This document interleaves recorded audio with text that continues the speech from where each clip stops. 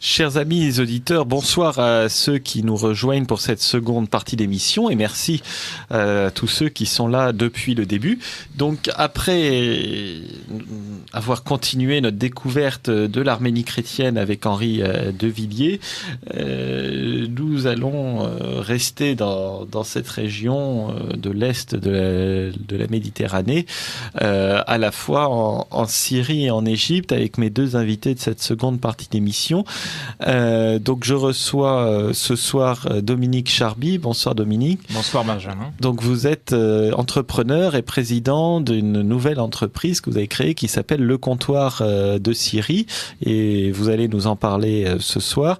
Et puis Jérôme Cochet. Bonsoir Jérôme. Bonsoir Benjamin. Et donc vous êtes chef de mission pour SOS Chrétien d'Orient en Égypte et vous allez nous parler de ce que vous faites là-bas mais aussi de l'actualité de l'Égypte, puisqu'on a entendu il y a quelques semaines cet attentat, ce nouvel énième attentat contre les Coptes en Égypte.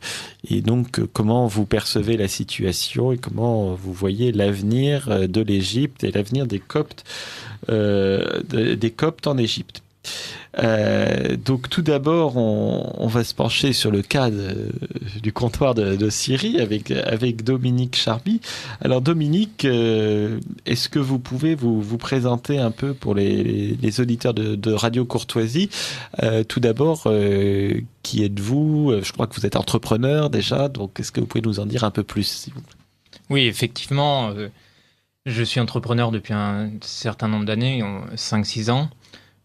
Sur la région de l'Auvergne et effectivement je suis parti en mission avec SOS Chrétien d'Orient en 2016, au printemps 2016 en Syrie, voilà, puis en Égypte un peu plus tard, voilà, et l'idée a mûri petit à petit de développer cette activité de soutien. Je me souviens, dès la fin de votre première mission, vous aviez été enthousiasmé par la mission. Et alors déjà, qu'est-ce qui vous a plu? Qu'est-ce que vous avez retenu de cette mission en Syrie? Je me souviens, vous étiez resté à Saadad, à Homs aussi.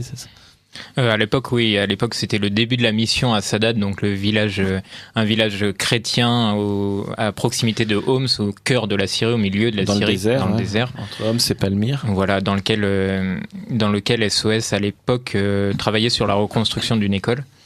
Voilà. Non, la construction. La construction, exactement. Oui, pardon. Et après, ce que j'ai retenu en fait de ce voyage en Syrie, c'est tout d'abord l'authenticité des chrétiens sur place qui continuent à se battre malgré la guerre qui était plus présente en 2016 qu'aujourd'hui. Aujourd'hui, la guerre a reculé, on va dire. Et les chrétiens qui étaient prêts à donner leur vie pour leur foi et qui étaient prêts à se battre pour reconstruire leur pays.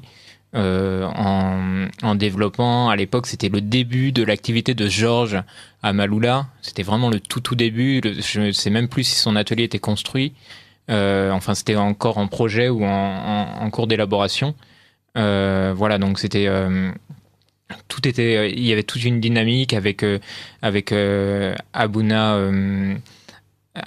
Toufik qui voulait relancer l'activité à Maloula, qui s'est beaucoup investi pour aider les gens à rester sur place.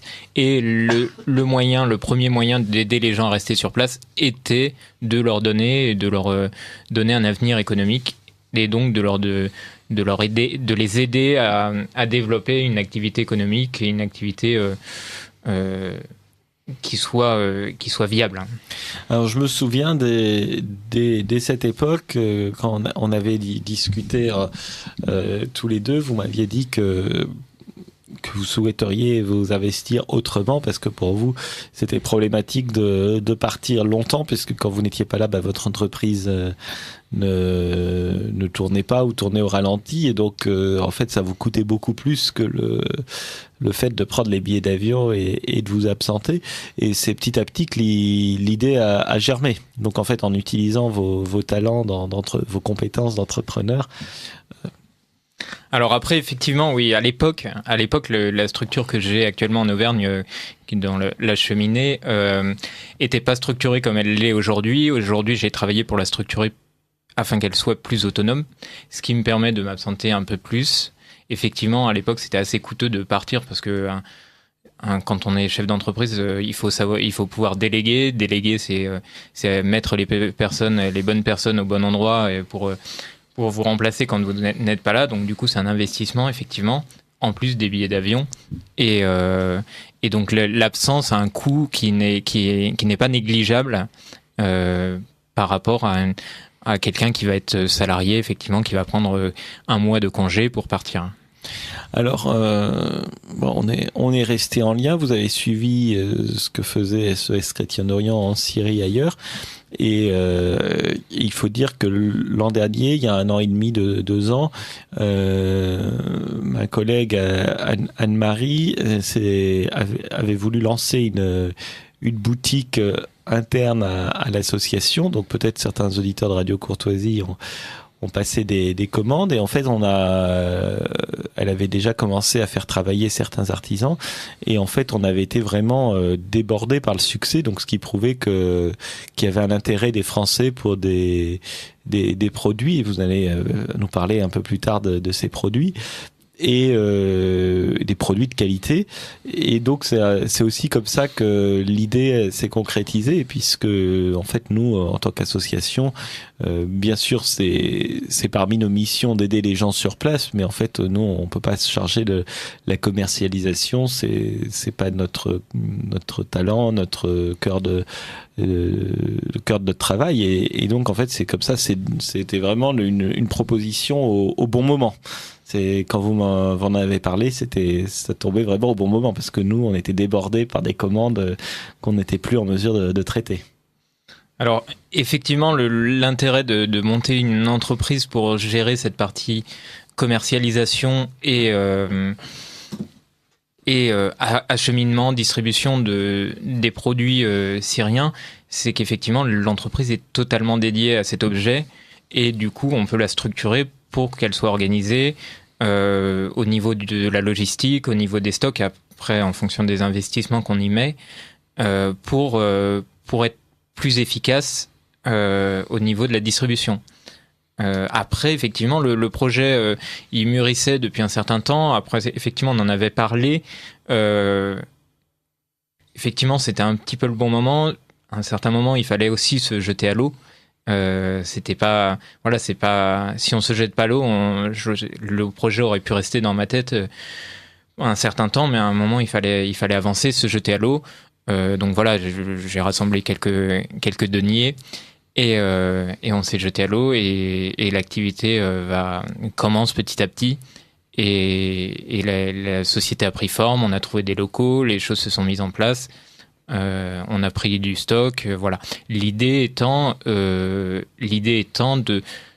niveau de la vente des produits, de vendre des produits qui soient de qualité, effectivement, à des prix qui soient raisonnables par rapport à la qualité des produits et à la qualité de fabrication, des choses qui soient raisonnables pour la France. Et ensuite de réinvestir. Après, on en reparlera peut-être un peu.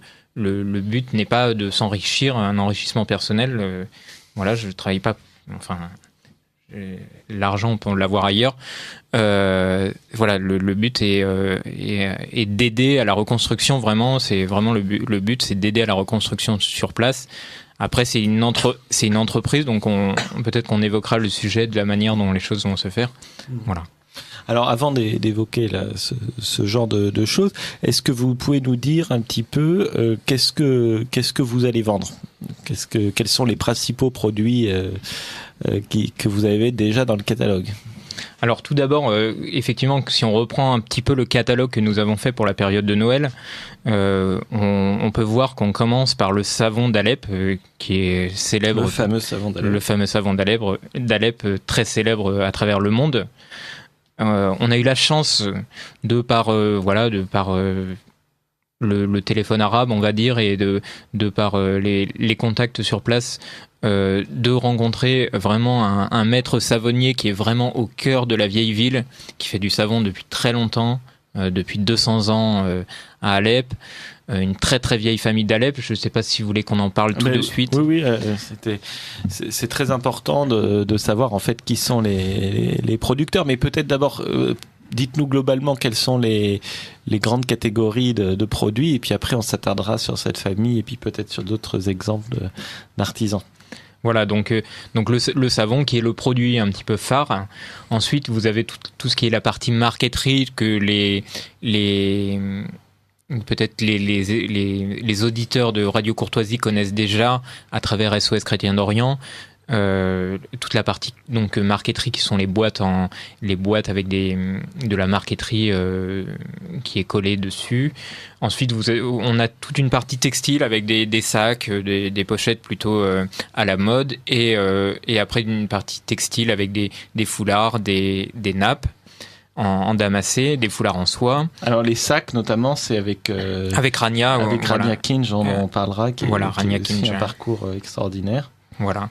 Et ensuite, après, vous avez tout ce qui est un peu plus religieux, donc avec des bougies qui viennent du monastère de Cara, du monastère de Saint-Jacques le Mutilé à Cara, Marie-Yacoub. Vous avez des croix que SOS a déjà commercialisées, les croix de Jacques, qui sont fabriquées à Maloula. Vous avez les chapelets, les disonniers du Carmel d'Alep, voilà. Et ensuite, vous avez les icônes d'Imad, donc Imad qui est à Cara aussi. Alors Cara, pour situer Cara, c'est sur la route entre Homs et Damas, c'est à peu près à mi-chemin entre Homs et Damas. D'accord. Alors, est-ce que on commençait par le savon et cette vieille famille d'Alep, la famille Zanabili, c'est ça ? Oui, tout à fait. Alors, vous êtes allé les visiter parce que, bien sûr, vous vous rendez sur place pour choisir les produits, discuter avec les artisans, avec les producteurs. Et donc, vous étiez à Alep, je crois, en juin ?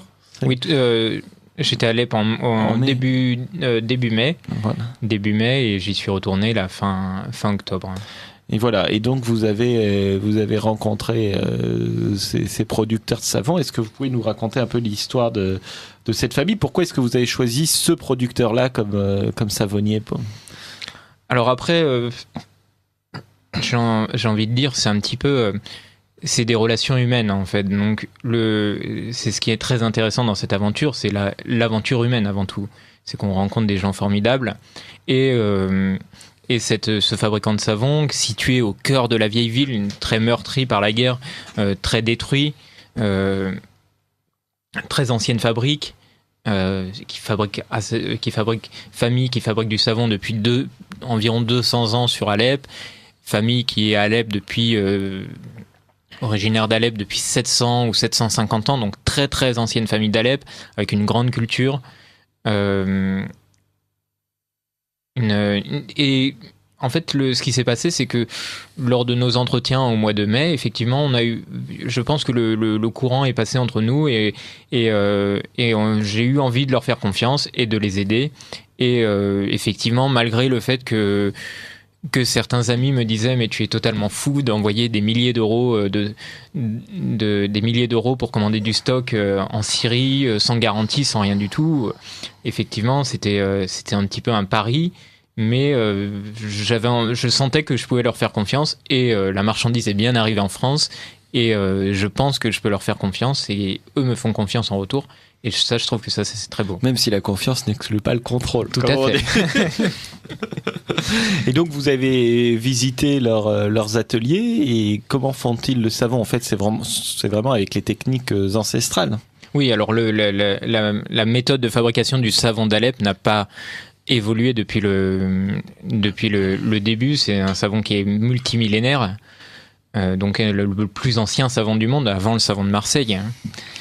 Donc principalement constitué d'huile d'olive, et ce qui fait la différence après, c'est le pourcentage en huile de baie de laurier.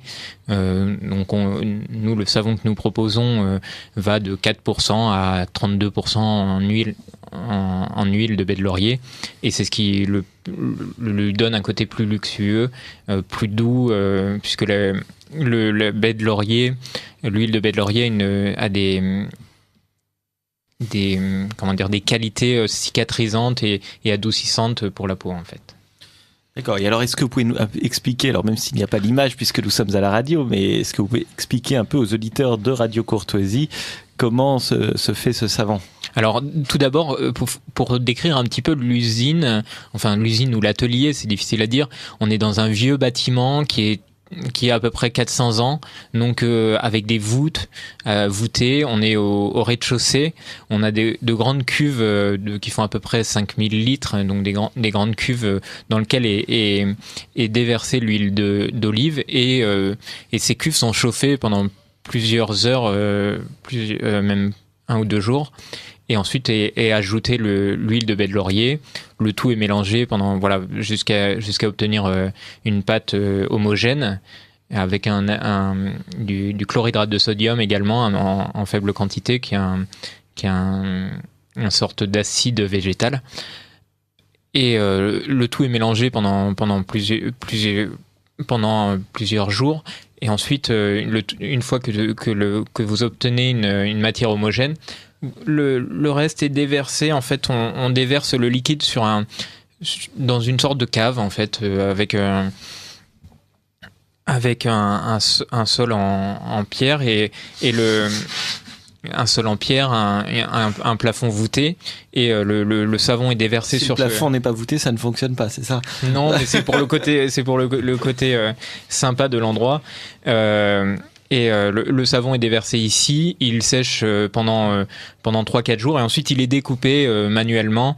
Alors avec une technique bien particulière, le découpage. Tout à fait. C'est difficile d'expliquer à la radio parce que c'est. Oui, on va s'en sortir quand même. Voilà. Pour donner l'idée aux auditeurs de Radio Courtoisie. En fait, vous avez. On peut expliquer, on pourrait dire un râteau qui ressemble en fait à un râteau, mais avec des lames au lieu d'avoir des dents, et sur lequel une personne se tient debout, et ce râteau est tiré par 2 ou 3 autres personnes. Et qui marchent avec des espèces de planches. Des planches pour effectivement pas marquer le savon, qui est sec mais pas trop sec non plus. Et ensuite, il ne faut pas qu'il soit encore complètement dur, parce que sinon on ne peut plus le couper. Voilà, tout à fait. Il est relativement mou. Quand vous le prenez à la main, il est encore très, très glissant. Et en fait, avec ce râteau à lame, il découpe de manière carrée le savon, et ça fait des petits cubes de 200 grammes en fait. Et ensuite il est cacheté, donc une fois que tout est découpé, tout est quadrillé. Le cachetage, c'est les armes de la maison, on va dire. Alors le cachetage, en fait, c'est le label savon d'Alep. Label savon d'Alep avec la densité en J'imagine qu'il y a aussi en baie de laurier. Il y a le nom de la famille, mais en fait, il y a surtout le label du savon d'Alep, voilà. Et ensuite, il doit sécher. Et ensuite, il sèche pendant 8-9 mois. Comment ? Il sèche sur des tours. Il sèche sur des colonnes, en fait, il est empilé en quinconce pour que ce soit ventilé, et toujours pareil, donc à l'étage par contre cette fois-ci. Alors peut-être qu'on ne se rend pas compte quand on voit des tours de savon du système de ventilation, mais je peux vous assurer que ça fonctionne très bien puisqu'on le teste grandeur nature notamment en Iran, quand on est dans des vieilles maisons iraniennes. Autour du patio, de la cour, il y a aux 4 coins sur les 4 côtés de la cour où il y a la fontaine au milieu, il y a comme une pièce mais pas complètement fermée, donc avec le 4e côté qui est ouvert sur la cour et dans laquelle les gens s'installent. Il y a les banquettes, les lits, etc. Et au-dessus de ces pièces, il y a ce qu'ils appellent des tours à vent, et qui en fait sont en quinconce, pleines de trous, et en fait l'air passe dans ces tours est attiré par la fontaine au milieu de la cour, et donc ça fait un énorme courant d'air entre les différentes tours de la maison. Et je peux vous assurer, moi j'étais en Iran au mois de juillet avec Charles de Meyer d'ailleurs, que vous connaissez bien, chers auditeurs de Radio Courtoisie, patron d'émission le mercredi soir, et en fait en plein mois de juillet on pouvait tout à fait passer l'après-midi tout à fait au frais, alors qu'il faisait 45 degrés dehors, et on passait sans aucune climatisation mais de manière naturelle. Et en fait, en voyant ces tours de savon, j'ai tout de suite pensé à ça, puisque c'est, semble-t-il, le même système. Ah oui, effectivement, oui, il y a une... Sans la fontaine, peut-être. Bien sûr, ouais, tout à fait. Puisque le but est de le dégager de son humidité, donc de le rendre sec. Et ce qui est marrant, c'est comme un grand millésime, le savon d'Alep, plus il est vieux, meilleur il est. Et le savon très ancien, c'est pour ça que beaucoup de personnes achètent des grandes quantités de savon pour le stocker, parce que le savon se bonifie en vieillissant. D'ailleurs, plus il est ancien, plus il est cher, normalement.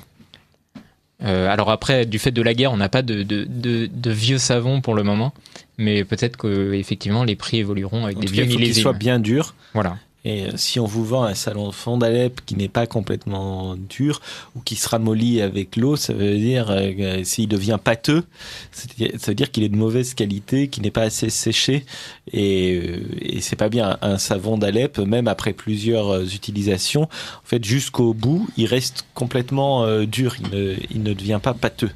Parce que souvent maintenant quand on achète, on voit même actuellement on voit encore des boutiques qui vendent du savon d'Alep ou dit d'Alep qui est, alors parfois il n'est pas fait à Alep, parfois il est fait à Alep, et puis parfois il est fait à Alep ou ailleurs, mais il n'est pas assez vieilli et donc il a tendance à ramollir au fil de l'usage, et ça c'est pas bien, et en fait c'est pas très agréable. Oui, alors effectivement le savon d'Alep, l'authentique savon d'Alep, quand on l'utilise, un savon d'Alep esthétiquement, c'est pas ce qu'il y a de plus esthétique, donc effectivement je suis pas du tout d'accord. Non, mais je veux dire l'apparence extérieure, on a l'impression de quelque chose qui a vieilli quand on le coupe. Oui, c'est brut, mais c'est beau. Voilà. Vous n'êtes pas d'accord. C'est plus les mêmes standards que les savons européens, on n'est pas sur donc on a l'habitude de voir, mais c'est l'authenticité qui fait la beauté du produit. Voilà. Alors, donc voilà, vous savez, vous avez différents modèles vous vendez différents modèles de savon d'Alep, et en fonction des quantités de laurier. Alors, est-ce que en quelques mots, vous pouvez nous dire qu'est-ce que vous avez en stock en magasin? Alors en fait, donc là, on a pour la période de Noël, on a approvisionné donc un stock relativement conséquent, mais qui, je l'espère, ne suffira pas. On a prévenu le fabricant qu'il fallait que nous repassions une commande prochainement.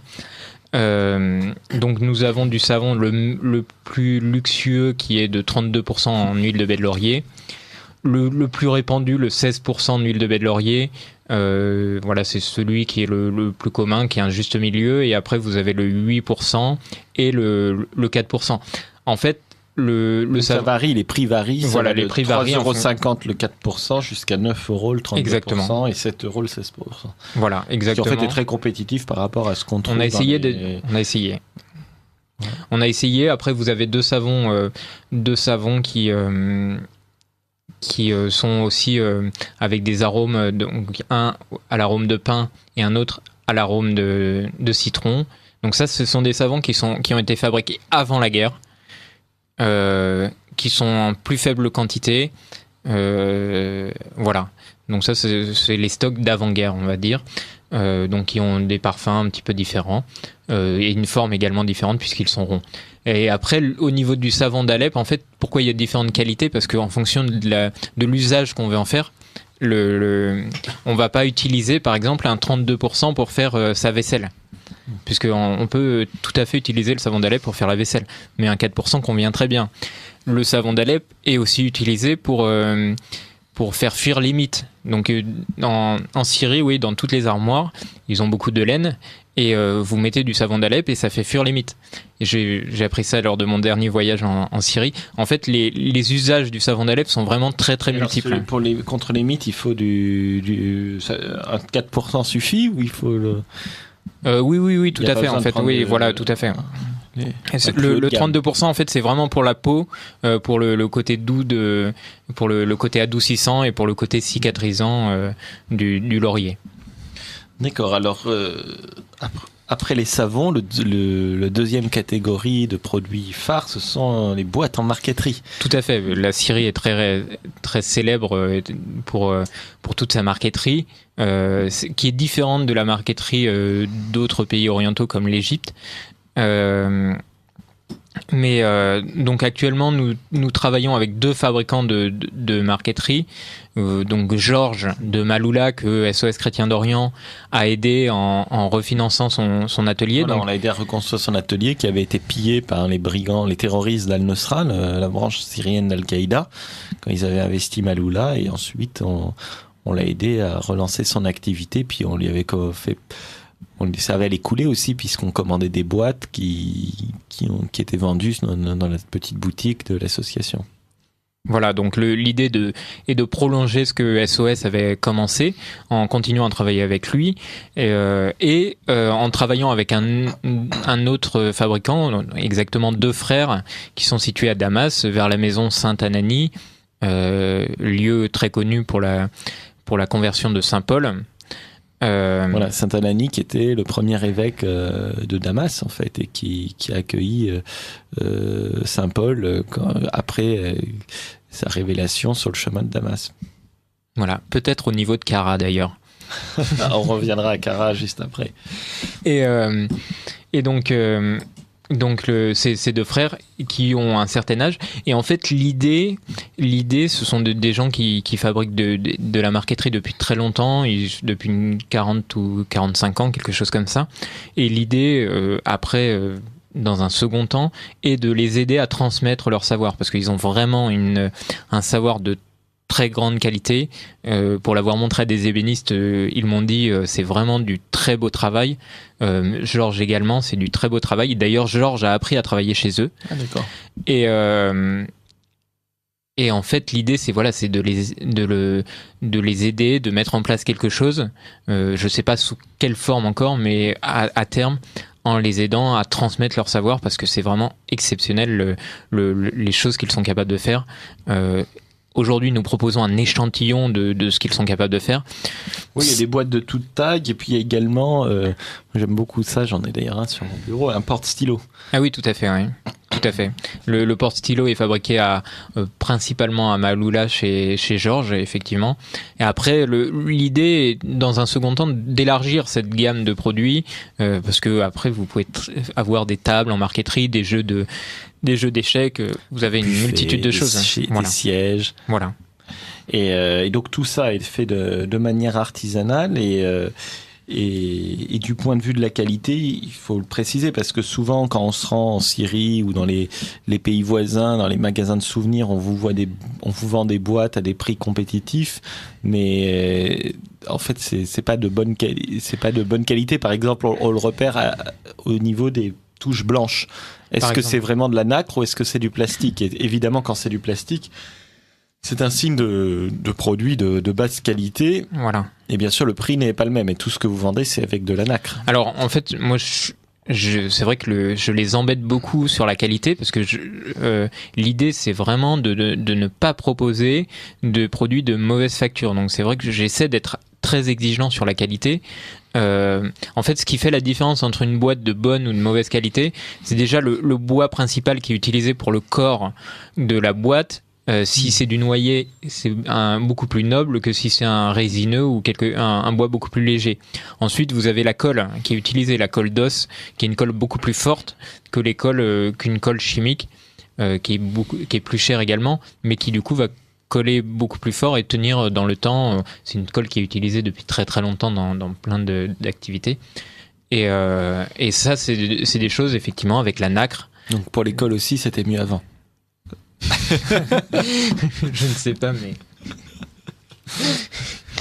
mais voilà, donc l'idée c'est de proposer vraiment des produits de qualité. Après, voilà, on a essayé de trouver un échantillon de produits qui correspondent à peu près à ce qui peut plaire. Et voilà, mais l'éventail de produits possibles n'est pas limité réellement. Alors on peut pas s'étendre sur les producteurs de tout ce que vous proposez dans le catalogue, parce que il faudrait y passer toute l'émission. Mais j'aimerais m'arrêter sur un autre cas, c'est celui des sacs qui sont un petit peu avec du style, on va dire. C'est un mélange entre des choses de facture traditionnelle, mais avec une mode un petit peu plus moderne ou audacieuse, on va dire. Est-ce que vous pouvez nous dire d'où ça vient, en fait ? Alors, en fait, les sacs qui sont fabriqués par Rania, enfin pas par Rania, par l'association de Rania. Rania Kinge. Rania Maria Kinge, oui. Exactement, puisqu'elle a été baptisée il y a quelque temps maintenant. C'est de notoriété publique, j'imagine. Voilà. Donc qui elle a une association en Syrie, et donc le qui a créé ces 2 marques, donc qui s'appellent I Love Syria. Ce sont des marques, alors pardon chers auditeurs de Radio Courtoisie, mais ce sont le nom des marques, I Love Syria et Damascus Concept. Voilà. Et donc l'idée de son association, c'est de la guerre, elle fait des dégâts matériels, elle fait des dégâts humains, mais il y a souvent des conséquences très importantes aux dégâts matériels et humains, qui sont les veuves, les gens qui sont démunis, qui ont tout perdu, des gens de bonne famille qui veulent rester en Syrie mais qui ont tout perdu. Elle me racontait l'histoire d'une pharmacienne qui avait une grande pharmacie et qui du jour au lendemain a tout perdu, puisque l'endroit où elle se trouvait a été pris par les terroristes. Et elle s'est retrouvée sans rien du tout, avec 2 ou 3 enfants, et il fallait absolument qu'elle subvienne aux besoins de ses enfants. Son mari était parti à la guerre, il s'est fait tuer. Il fallait qu'elle trouve une solution pour subvenir aux besoins de ses enfants. Et donc Rania leur propose de les former au crochet. Donc le crochet, c'est un artisanat traditionnel qui se transmet en fait depuis longtemps de mère en fille en Syrie, et qui est inspiré du tapestry, parce que c'est un crochet colombien, voilà, mais qui est un artisanat quand même assez ancestral en Syrie, et elle essaie de proposer une gamme de produits plutôt effectivement un peu mode. Et en fait c'est très joli, parce qu'il y a quand même symboliquement, je me souviens d'une robe ou je sais pas si c'était une robe ou un peignoir, une tunique, où il y avait où en fait dessus était imprimé le Notre Père en araméen. Oui, tout à fait. Et cette femme qui est là aussi c'est pas quelque chose de secret, hein, même si c'est sa vie privée, mais elle est d'une grande famille syrienne qui habite en Suisse et qui est une grande famille musulmane en fait, et elle était toujours très sensible au christianisme, jusqu'à se demander à être baptisée récemment, et donc elle avait fait cette tunique avec le Notre Père inscrit dessus, et j'avais trouvé ça vraiment très touchant. Oui, elle me l'a montré effectivement, et elle a une gamme et une imagination qui dépasse l'entendement, donc la création, le côté création, elle a un potentiel assez important de ce côté-là. Et l'idée, c'est d'aider cette association qui existe quand même depuis 5-6 ans en Syrie, qui fait travailler des femmes. Donc c'est quelque chose qui a des dizaines de femmes, des centaines. Elle a non, des centaines. Elle a 135 femmes qui travaillent pour elle. À Damas et à Latakia, je crois. À Damas, à Latakia, et à côté de Damas, dans un village qui était... Elles avaient été prises par les terroristes, et elles ont été libérées il n'y a pas très longtemps, en fait. D'accord. Et en fait, elles font tout artisanalement. Tout est fait artisanalement. Sur le catalogue, il est dit un sac, il faut 2 semaines pour qu'il soit préparé. Tout à fait. Alors c'est vrai que les prix, c'est pas des sacs qu'on trouve chez Tati, hein. C'est pas cet ordre de prix, mais ce sont vraiment des choses faites à la main de manière artisanale, et en fait ce sont à chaque fois des pièces presque uniques, puisque chacune est un peu différente, puisque tout est fait à la main. Tout est fait à la main. C'est fait à la main, et sans électricité. Sans électricité, oui, puisque maintenant ça s'arrange un peu, mais quand même globalement l'électricité était très incertaine à cause de la guerre. Tout à fait. Voilà, donc ça c'est aussi une belle œuvre à soutenir, et je suis très heureux que encore une fois que vous preniez la suite, parce qu'avec SOS Chrétien d'Orient, grâce aux donateurs de SOS Chrétien d'Orient, on a pu aider Rania par 2 fois, en fait, l'année dernière et celle d'avant. En 2016 et en 2017, oui, donc par des prêts en fait pour lancer ses collections. On lui avait avancé de quoi financer une partie de la production, et qu'ensuite elle nous a remboursé bien sûr rubis sur l'ongle au fur et à mesure des ventes, mais elle avait des petits problèmes pour trésorerie en fait, et donc on l'avait aidé. C'était aussi un moyen de soutenir ces femmes. Et avant de passer au second sujet de cette deuxième partie d'émission, je voudrais que vous nous disiez un mot des icônes, parce que ça, je trouve que c'est une grande richesse dans votre catalogue d'avoir ces icônes. Alors en fait, effectivement, les icônes viennent de Kara, fabriquées par Imad. Alors Kara, c'est une petite ville au nord de Damas. De Damas, voilà, qui a été sous l'occupation des terroristes pendant quelques jours, mais bon, qui était quand même dans une zone. On est dans un village ou petite ville principalement musulmane. On va dire de mémoire, je crois qu'il y a 8 ou 10% de la population qui est chrétienne. Oui, donc c'est pas très facile. Non.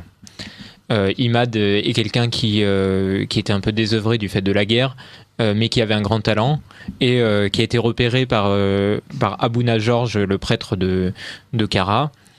Et donc il l'a aidé il l'a motivé à se lancer dans la création et l'écriture, parce que normalement on écrit une icône, l'écriture d'icônes, et son talent a été reconnu à travers la Syrie et à travers le monde, puisque en France on distribue ses produits, et en Syrie il a par exemple travaillé pour la reconstruction de la cathédrale de Homs. Il a fait des icônes pour la cathédrale de Homs. La dernière fois que je suis passé, celle de Monseigneur Arbache, et voilà. que aussi les donateurs de SOS Chrétiens d'Orient connaissent bien, puisque on a aidé de manière, grâce à eux, de manière substantielle, puisqu'on a financé de mémoire 150 000 € sur la reconstruction de cette cathédrale. Voilà. Et donc la dernière fois que je suis passé, il avait par exemple 2 grandes icônes de 2 mètres par 1 mètre environ, donc des très grandes icônes qui étaient destinées au Liban. Voilà. Donc c'est quelqu'un qui travaille avec une méthode traditionnelle byzantine, voilà, avec une confection de qualité, avec de belles images. Après, dans un premier temps, on a choisi 2 icônes, une représentant la Sainte Vierge et une autre représentant le Christ. Tout comme le reste, en fait, à l'avenir, on pourra étendre la gamme d'icônes proposées. Voilà.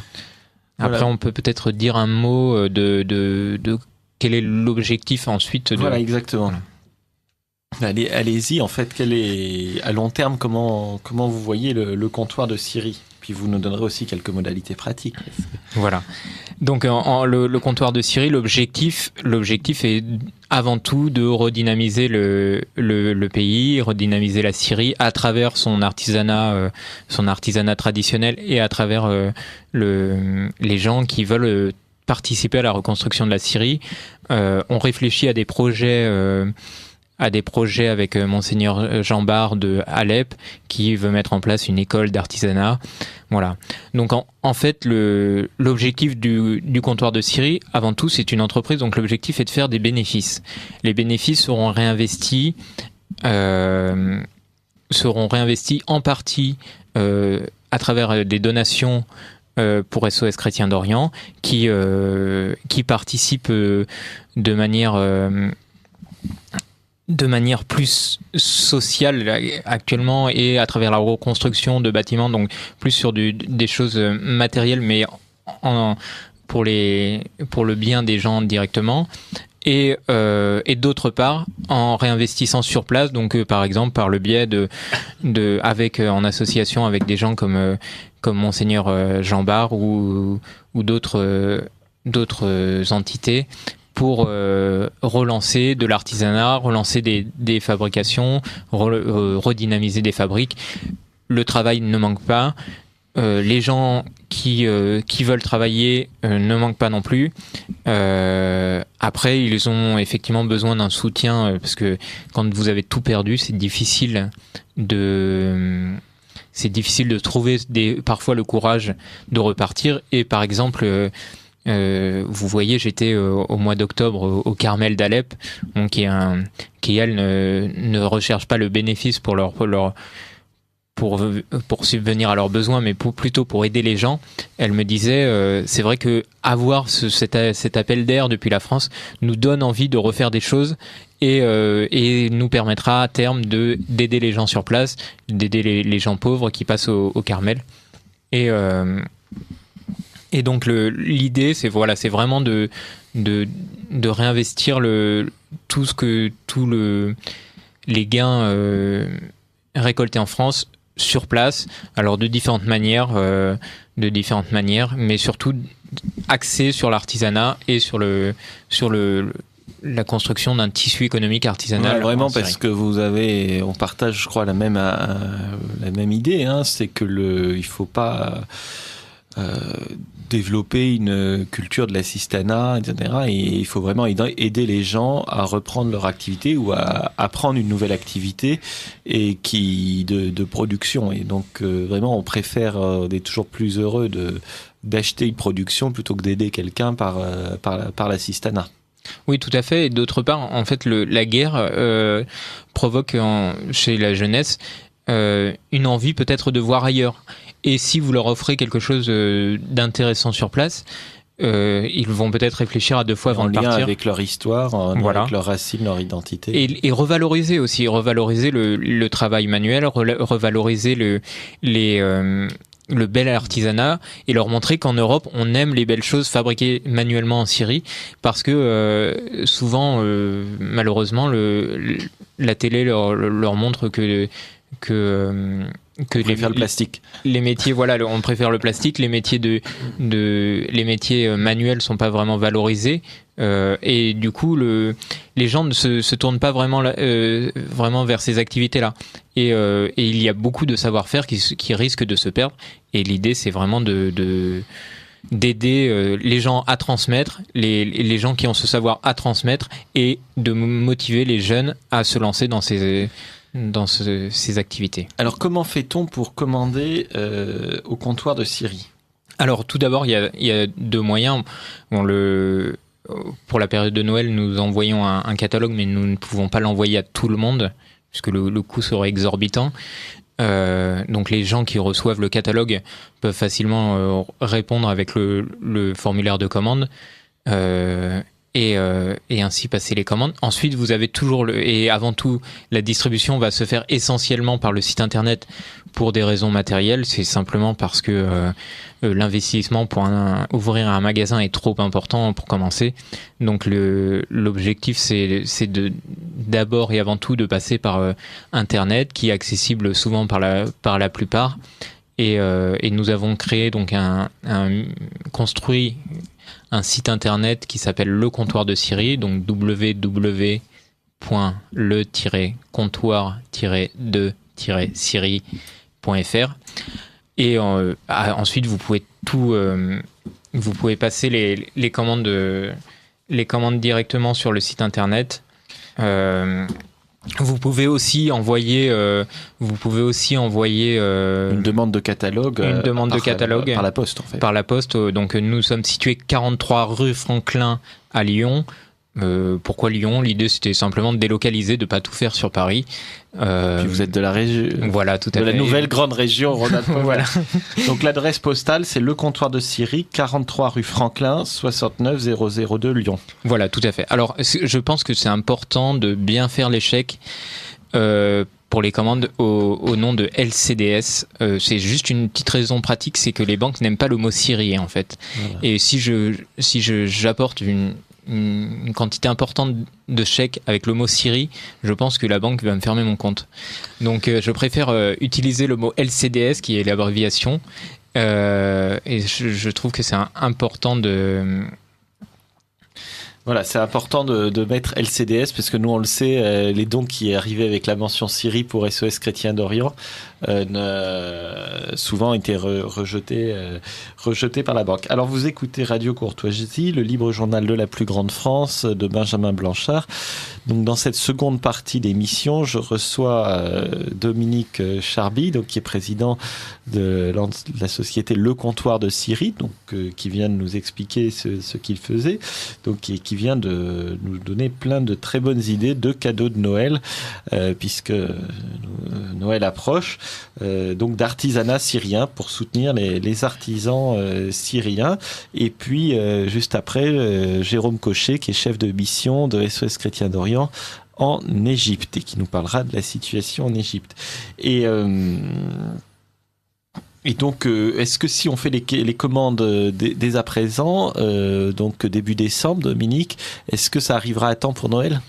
Alors en fait, j'ai essayé d'avoir un stock relativement conséquent. Malheureusement, l'idée c'est d'aider les gens, donc je les paye avant de recevoir la marchandise. Je n'ai pas des fonds illimités. Donc j'ai essayé d'avoir un stock à peu près homogène de tout. Nous ferons le maximum.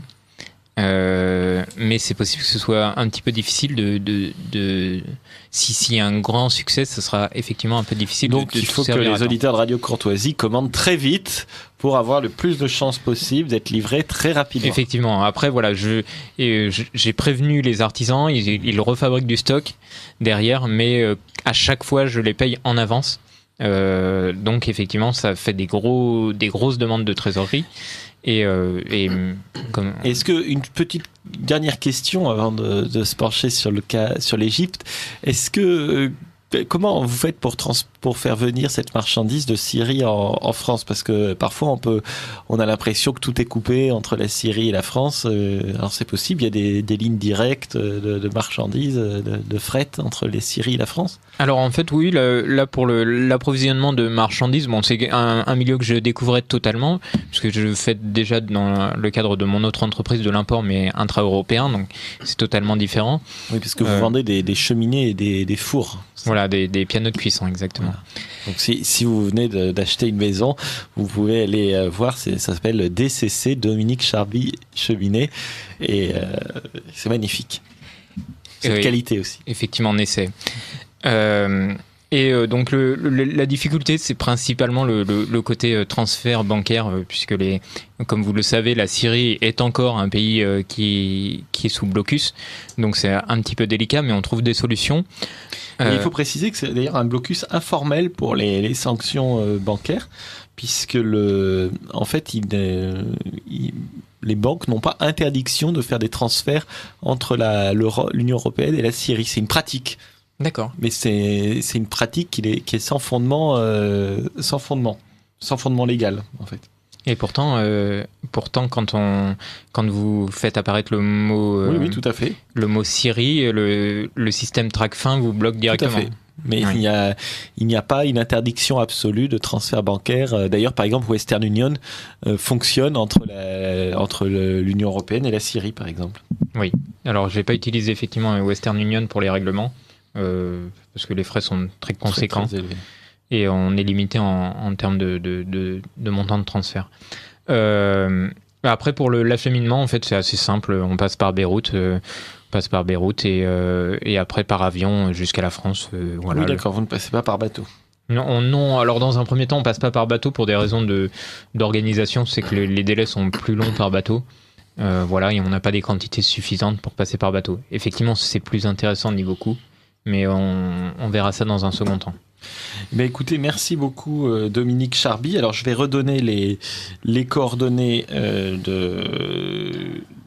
du comptoir de Syrie. Donc soit vous pouvez aller sur le site internet du comptoir de Syrie, donc www.le-comptoir-2-syrie.fr, donc www.le-comptoir-2-syrie.fr, ou alors écrire directement pour demander un catalogue à l'entreprise, donc le comptoir de Syrie, 43 rue Franklin, 69 002 Lyon, donc le comptoir de Syrie, 43 rue Franklin, 69 002 de Lyon.